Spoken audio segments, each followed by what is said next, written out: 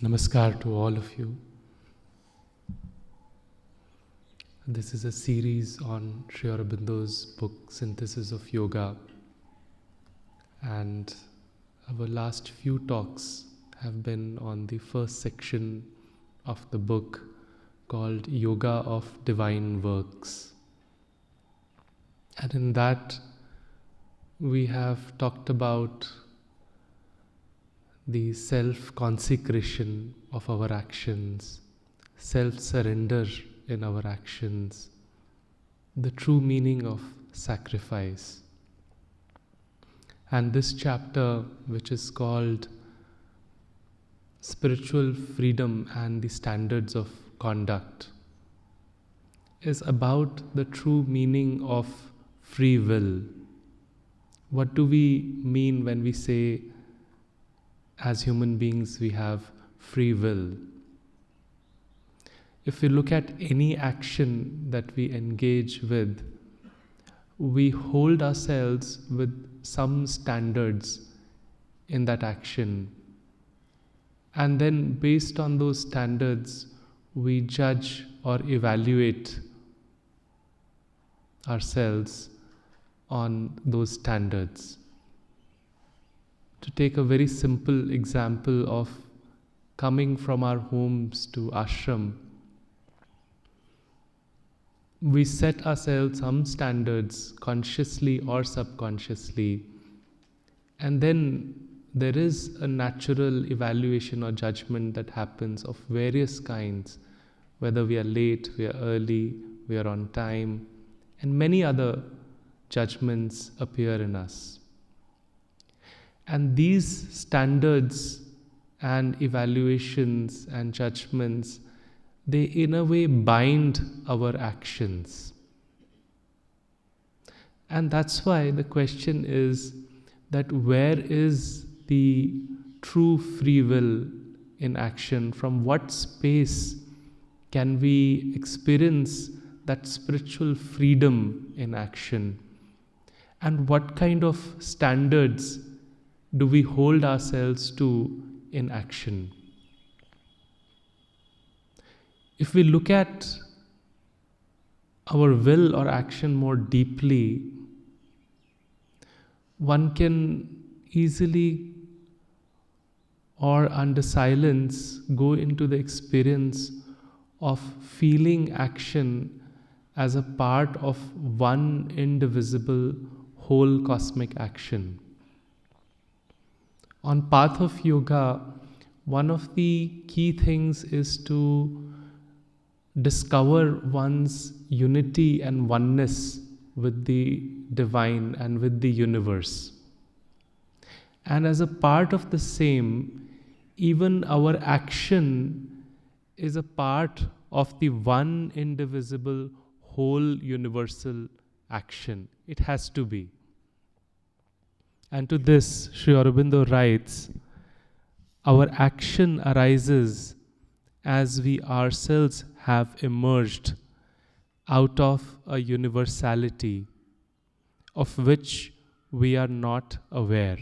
So our action arises out of a kind of a universality which we may or may not be aware of.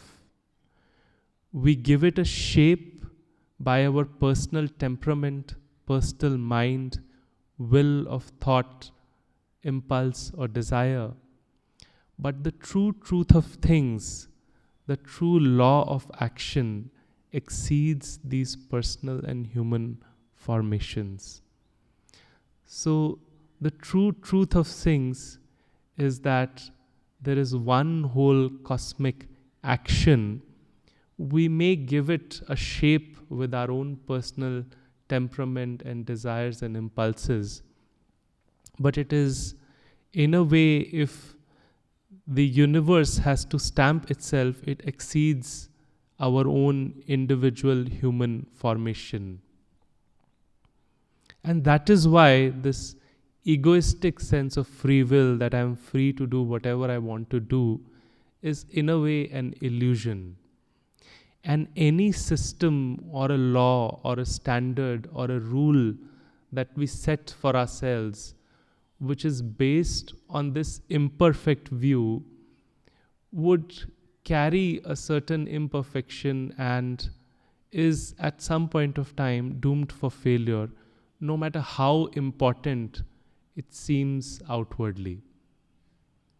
To take a simple example of allopathy and Ayurveda, allopathy is a system which is based on, it's an individual-centered process, and at best it considers a certain creation of harmony between the individual and the environment.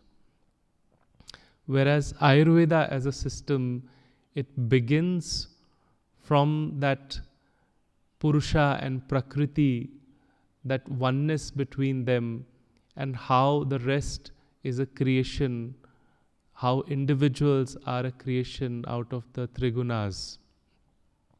Hence, this system acknowledges this essential unity with the divine, and the system has survived through thousands of years. And to experience this essential unity and oneness in action in a dynamic sense, one has to touch the knowledge, will, consciousness, which means to touch the dynamic aspect of the divine expressing as wisdom, as Shakti, as consciousness. And how challenging is to hold on to this experience of a dynamic divine consciousness when we come back into our physical senses, into our human body. And that's why we as individuals, in a way, reflect this one cosmic action in a kind of a fragmented, distorted, and a falsified fashion.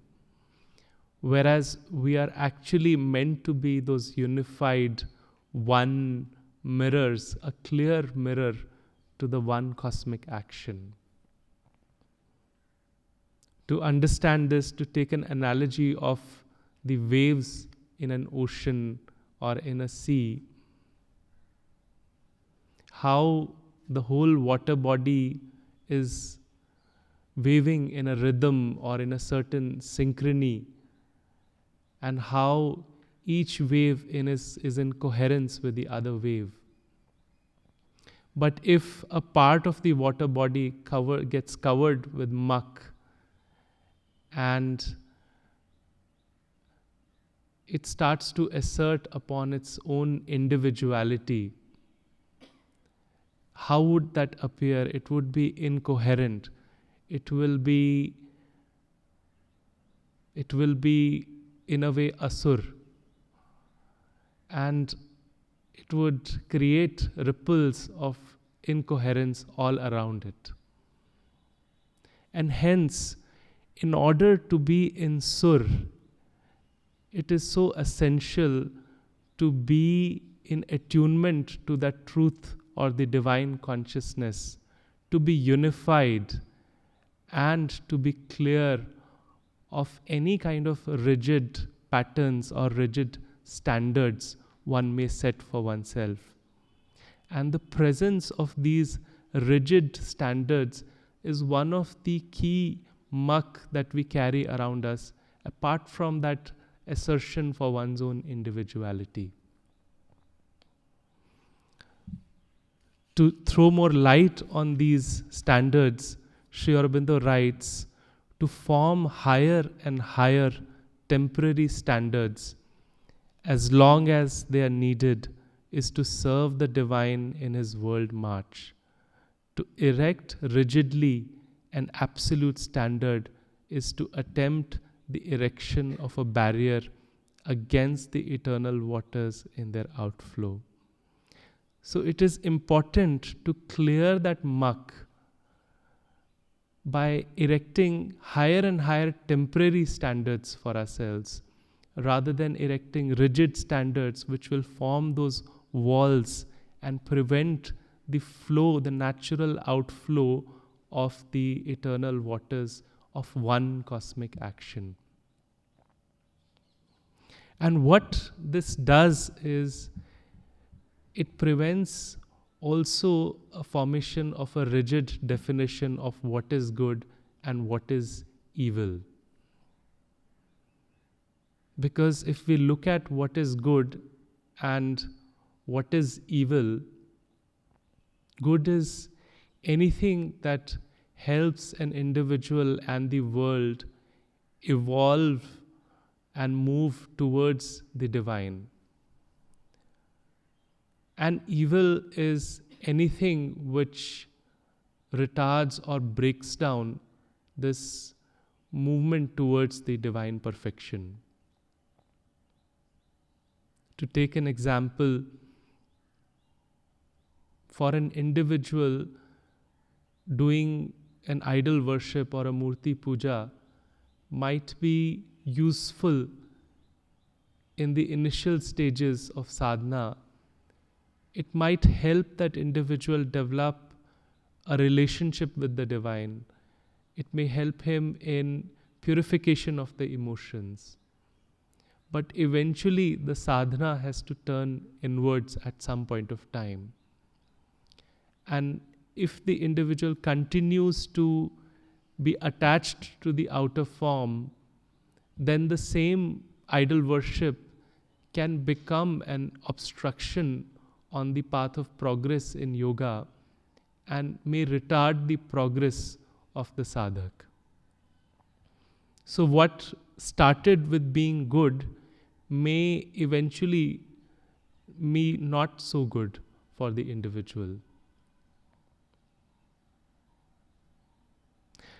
And hence it is important that whatever standards that we create for ourselves, we hold them lightly, we hold them gently, and we do not get too attached to those standards, and we continue to evolve with those standards. And this understanding also helps us avoid any kind of an intolerant virtue within us, which may say, for example, ये तो शास्त्रों में नहीं लिखा है, ये तो गलत है. So it helps us open up to others. It helps sympathize and respect the standards of other individuals, because we are all on a different, unique path, on a different, unique journey, and also in different stages of evolution, and hence we might hold different standards. And by holding them gently and lightly with flexibility, it allows us this openness, this sympathy towards others. So this whole discussion gives us a certain paradigm about the transientness, the temporariness, and the progressive and evolutionary nature of whatever standards we set for ourselves. And if we look at the ascending scale of these evolutionary standards, they may be driven, as Sri Aurobindo says, by 4 different levels of motives. The first is personal need and desires. The second is the law of the collective good. The third being the ideal ethic. And the fourth is the law of the highest divine nature. Let's look at them one by one. The human being on their path of evolution start by being preoccupied with the first 2 of these standards, where the main preoccupation is animalistic and vital centered, that how do I maintain my own survival, how do I preserve myself, how do I multiply, how do I satisfy my own needs and desires.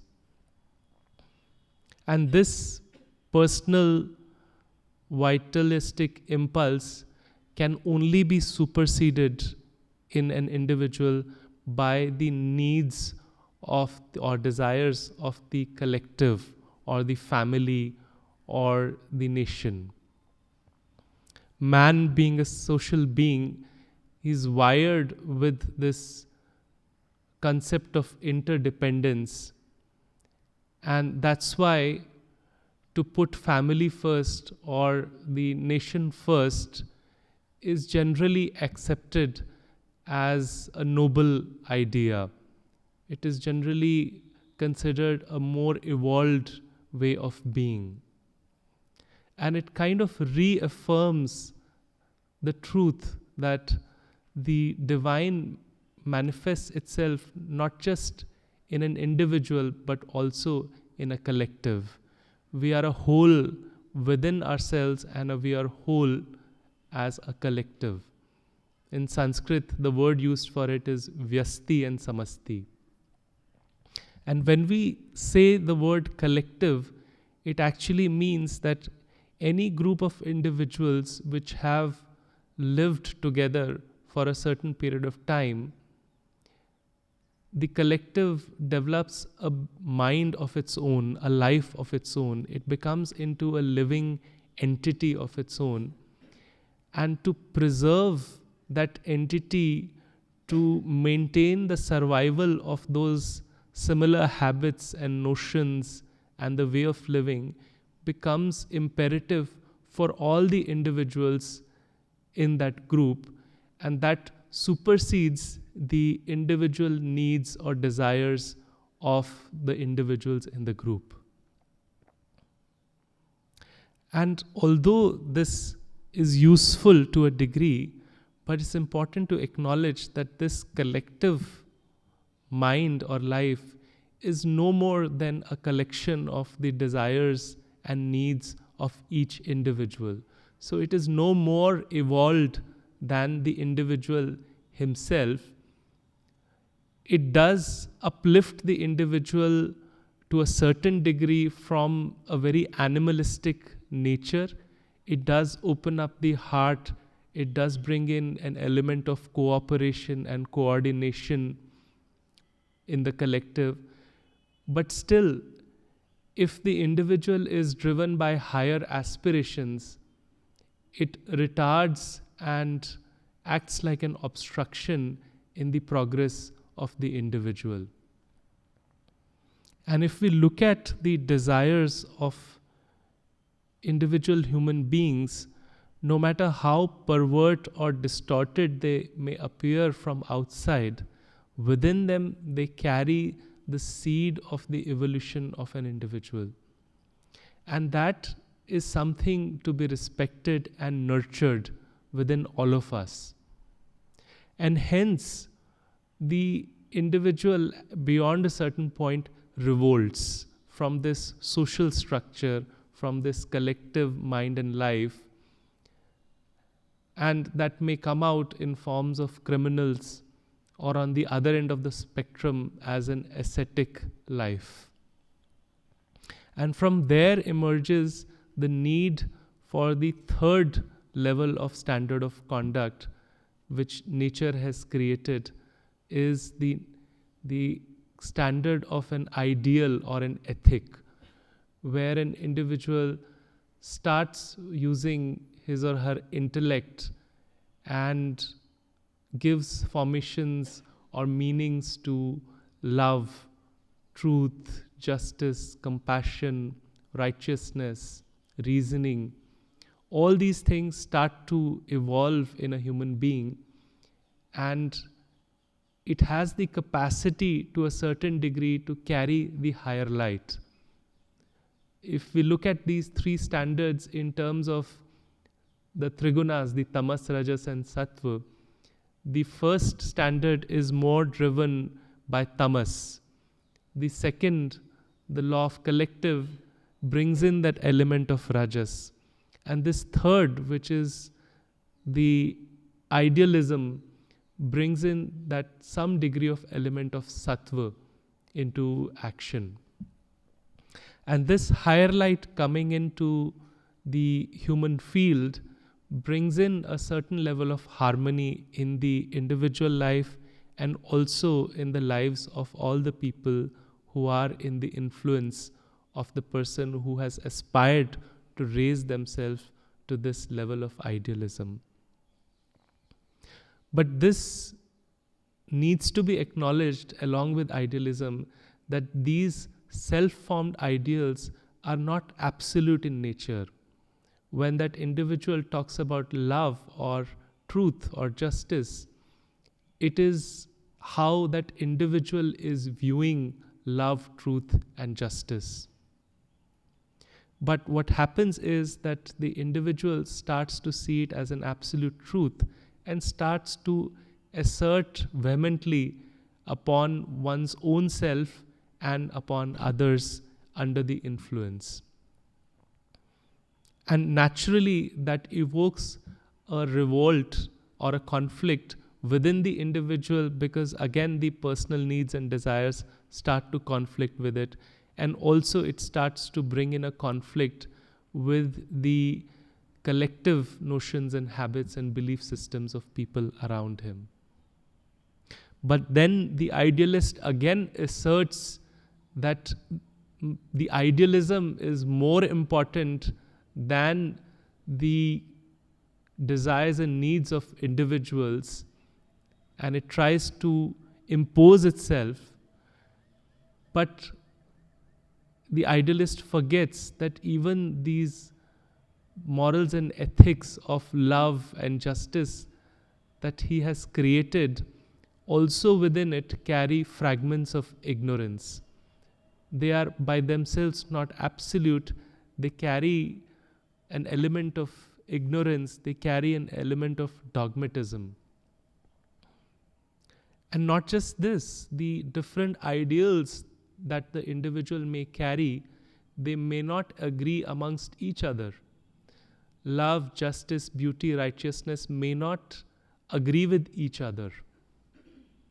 And that eventually leads to, beyond a certain point, making this whole process also impractical. And to this, Sri Aurobindo writes,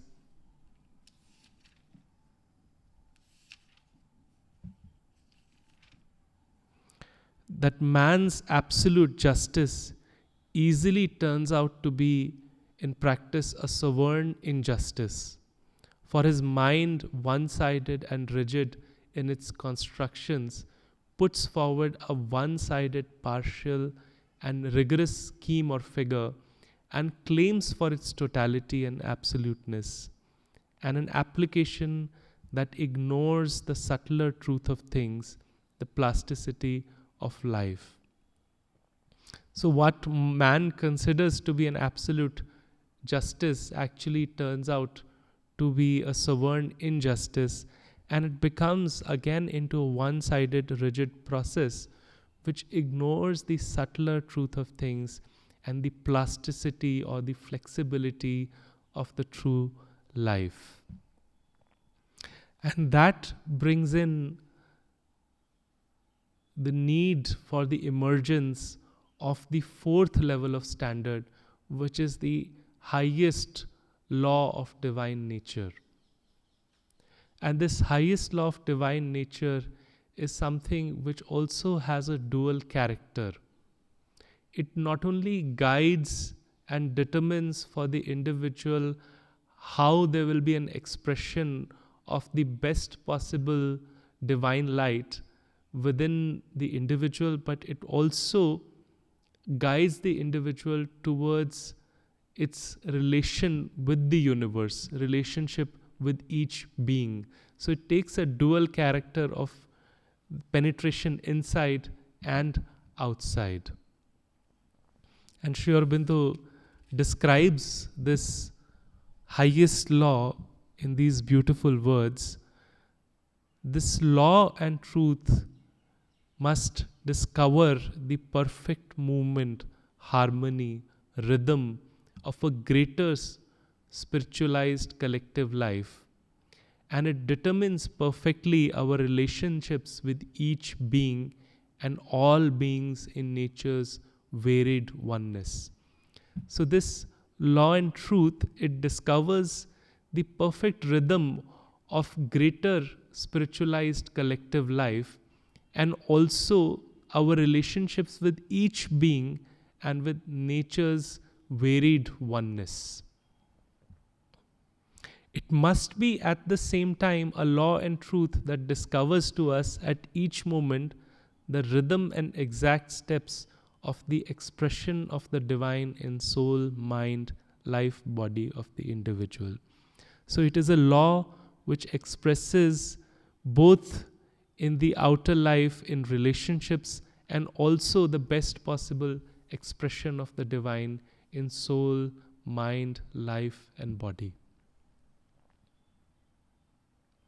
And this is where the true free will or the true spiritual freedom lies, because this guidance, which is at the same time an imperative law, but at the same time, since it's emerging from the liberated consciousness, it brings in that spiritual freedom in action. It's not a rule or it's not a formation, but it is actually, as Sri Aurobindo writes, it is an enveloping and a penetrating conscious presence that determines all our thoughts and actions. And the moment the idealist, working at the level of the mind and intellect, understands this, he tries to bring it to the level of mind by creating another system around it, or by creating or giving it a name of a intuitive conscience. Or a religious man might reveal them as words of the divine and writes it in a book as another rigid formula. But again, all these things are bound to fail, because this highest law of divine truth is not at a mental level. It is at a supramental level. And hence it calls for that evolution of the man beyond the mind into the supramental. And until we reach that level, it is imperative for a human being to hold for themselves higher and higher temporary standards at the mental level until one touches the supramental consciousness, and at the same time carry that aspiration in the heart eventually to experience that absolute freedom, to be touched by that illumined and a supramental mind for a more harmonious and free action.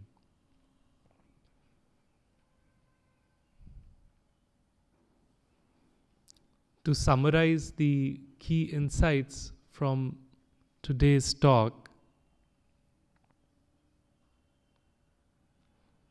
one may start by reflecting upon the nature of one indivisible cosmic action, how one can touch that, and to see the illusion of egoistic sense of free will. The second is to understand that this one indivisible action is bound to happen through us.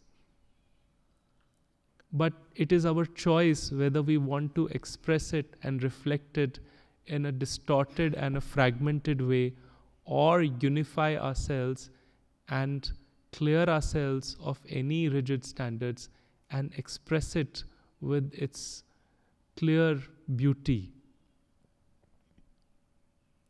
The third is to become aware of how we are bound by these standards, to reflect how our own personal needs are binding us in our action, or the needs of the collective are binding in our action.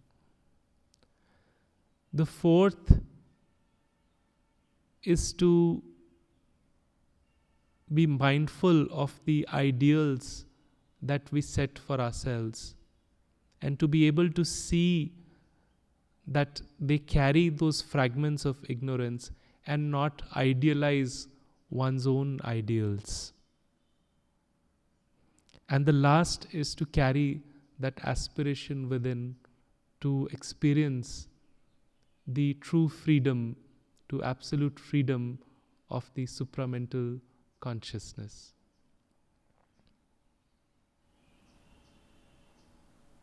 Thank you.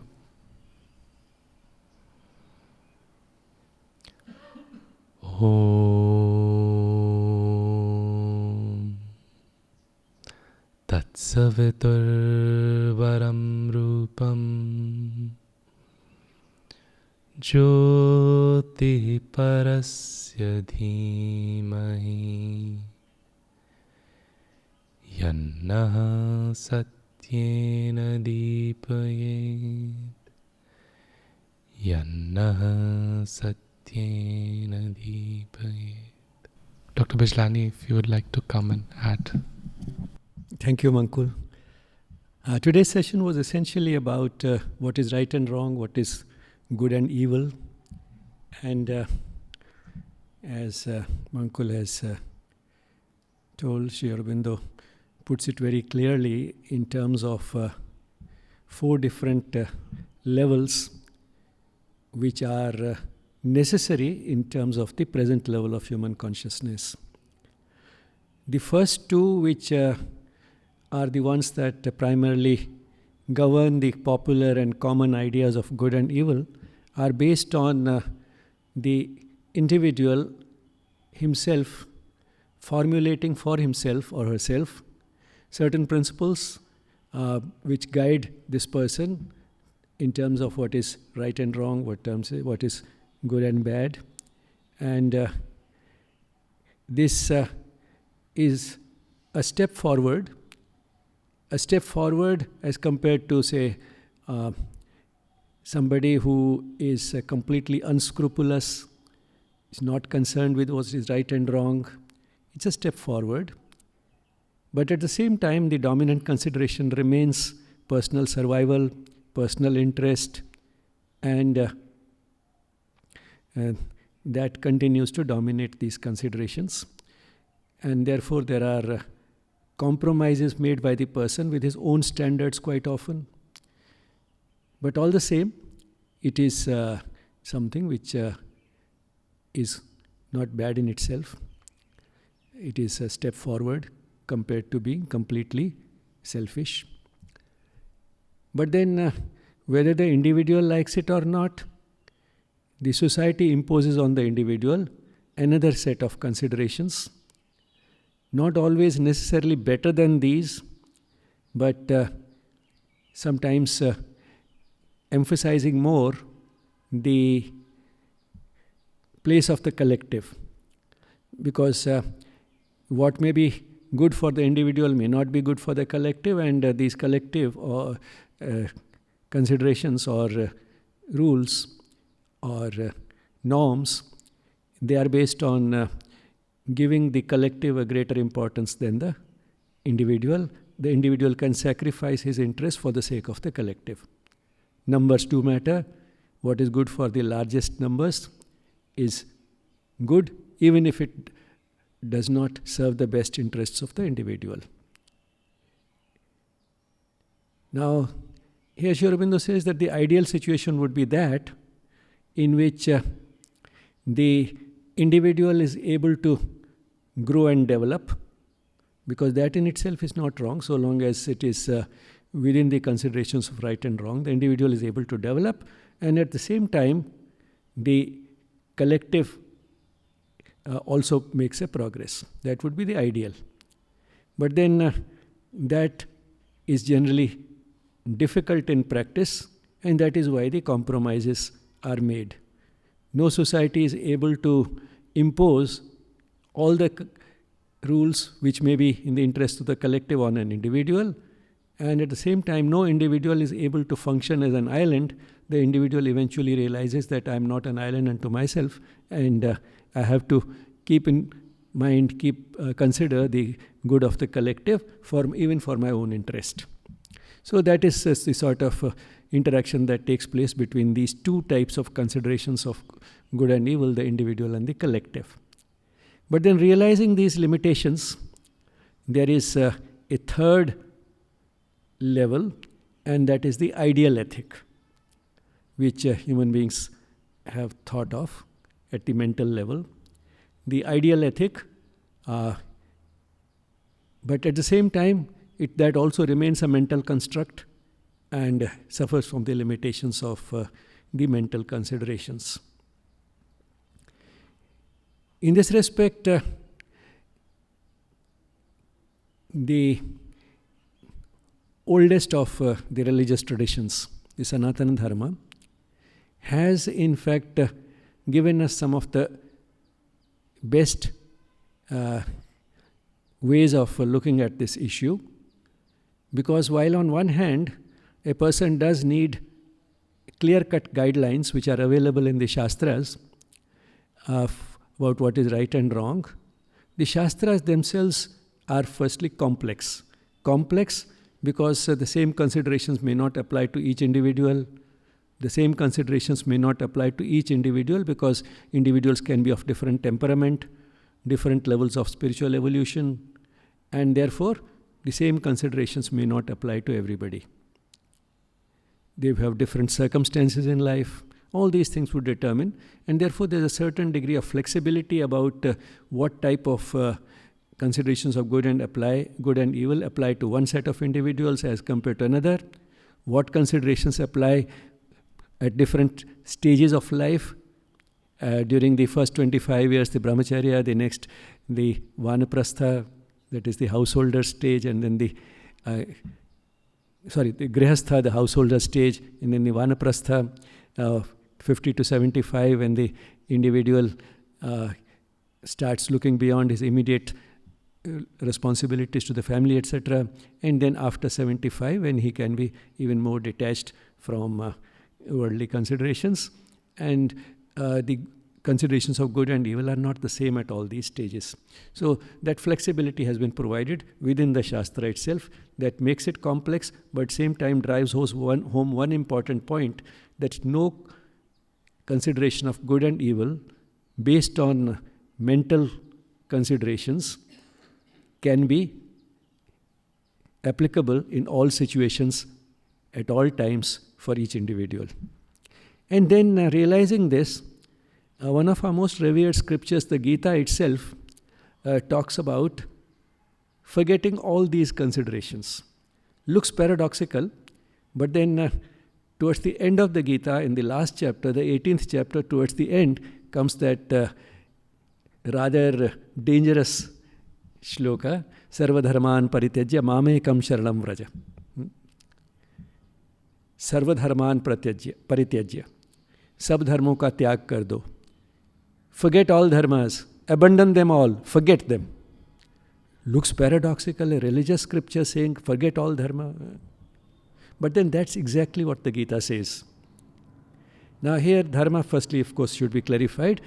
It's not, the reference is not to a religion, but to considerations of good and evil, which the person has learnt so far from various shastras, from various mental constructs. So everybody has learned something or the other which has been given to him in a written form in terms of rules of conduct, do's and don'ts. The person has learnt these, and the Gita is telling him, forget all of them now. Now, but then do instead what? Mamekam Sharanam Vraja. Come and take refuge in me alone. Means no other consideration, just one consideration, take refuge in me. What does that mean? Do what I am telling you to do. Now, Arjuna had the good fortune of having Sri Krishna in front of him in flesh and blood. What about those who don't have this good fortune? How can they know what the divine is telling him to do? He could listen to Sri Krishna. He could just ask Sri Krishna, and he did ask, and he was told what to do, you fight. But then what about the rest of us who don't have that good fortune of having Sri Krishna in front of us?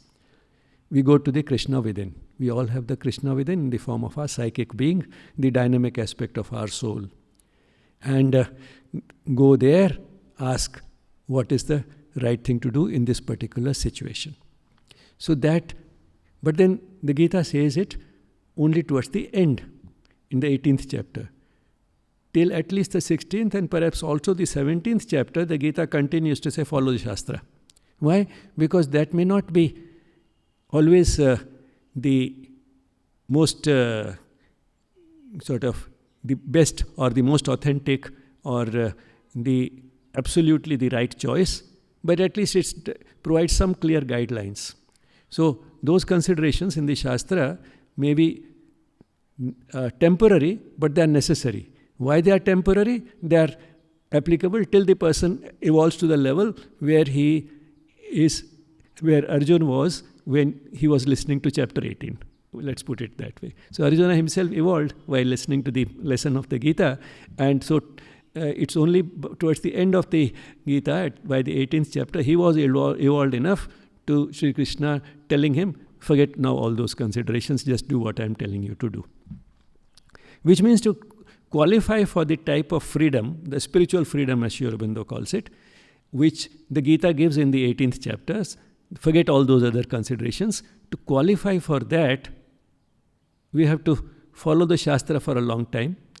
We have to also be sure that we are able to contact the divine within and make sure that what we are listening to is the voice of the divine. Otherwise, it can be a dangerous doctrine. It can become an excuse for license. Just do whatever you want and then say, Gita itself has told, forget everything and do what I am telling you to do. I have tried to listen to what the divine is telling me and I am doing that. It's very easy to find an excuse. It can become an excuse for doing whatever you want to do. So that is not what the Gita is telling us.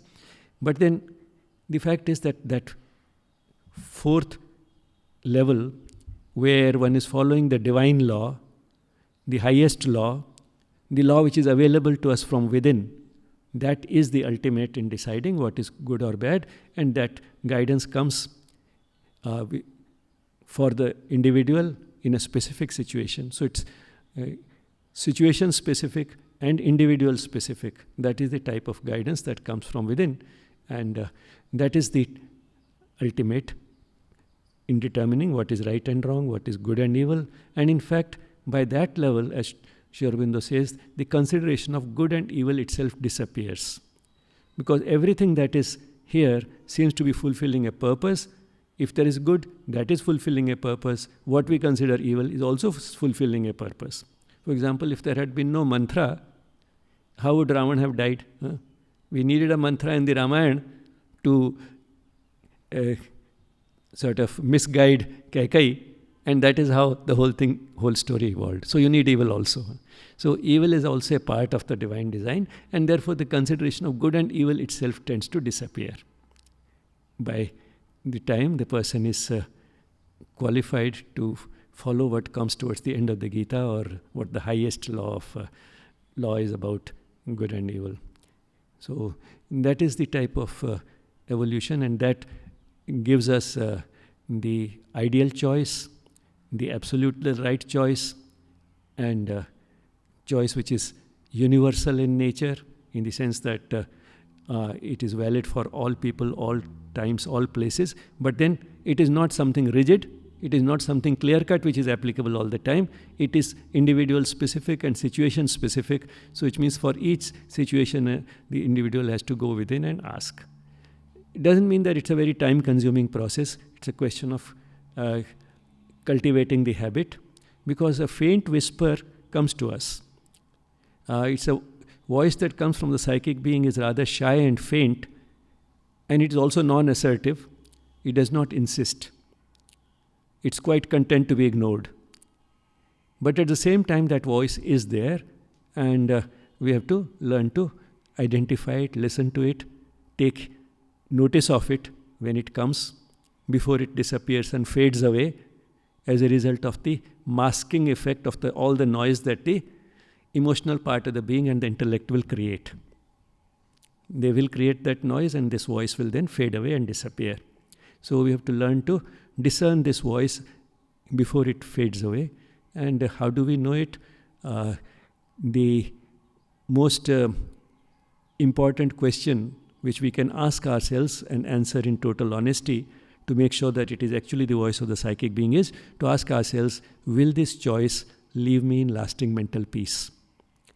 Because that is the only choice that will leave us in lasting mental peace, because somewhere deep within we know what is right and wrong, and therefore even if we convince ourselves to do something otherwise, either because of some mental considerations or because of a certain code of ethics which we feel is more important, because that gives us clear-cut guidelines, which is rigid. No matter how we convince ourselves to do something otherwise, somewhere deep within we know what is the right thing to do, and therefore it will keep haunting us, it will keep coming back to us again and again, and that recurrent uneasiness then would tell us that I knew what the right thing was, but I didn't do it. I got tempted, I got misguided, I got greedy, whatever it was. So it will keep coming back to us.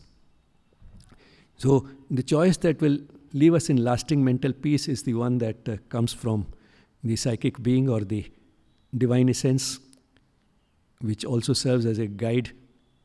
And coupled with that is this reward and punishment system. The reward for listening to it is lasting mental peace, and the punishment for not listening to it is a sense of guilt and recurrent uneasiness. So, and that is something which we can know in advance. So if we ask this question before we have done something, in advance, in anticipation of what the consequences of this action will be, we will know whether it will give me lasting mental peace or will it give me recurrent uneasiness. So that question can be asked in advance, even before we have done something, and we will generally be able to make sure which is the choice that will leave us in lasting mental peace. So this is something which we can foresee in advance, and then we just have to sort of be totally honest in acknowledging it and acting on it. So this is these are the different grades of what is right and wrong, and the individual, the collective, the ideal ethic, the type of ethics which was given to us in rationalistic humanism, which Aurobindo calls the religion of humanity, which was one of the finest products of the age of rationality in the Western world. So that is an ideal ethic. But at the same time, even that will leave many lacunae, it will be flawed, it will leave room for doing what may not conform with the highest law, the law of the divine. And that law of the divine, we have to discover, contact, and then act upon. But then till we are able to do it, the temporary scaffoldings, the temporary supports, the temporary considerations of right and wrong which are available to us in clear-cut terms in terms of do's and don'ts, they are important, they serve a necessary purpose.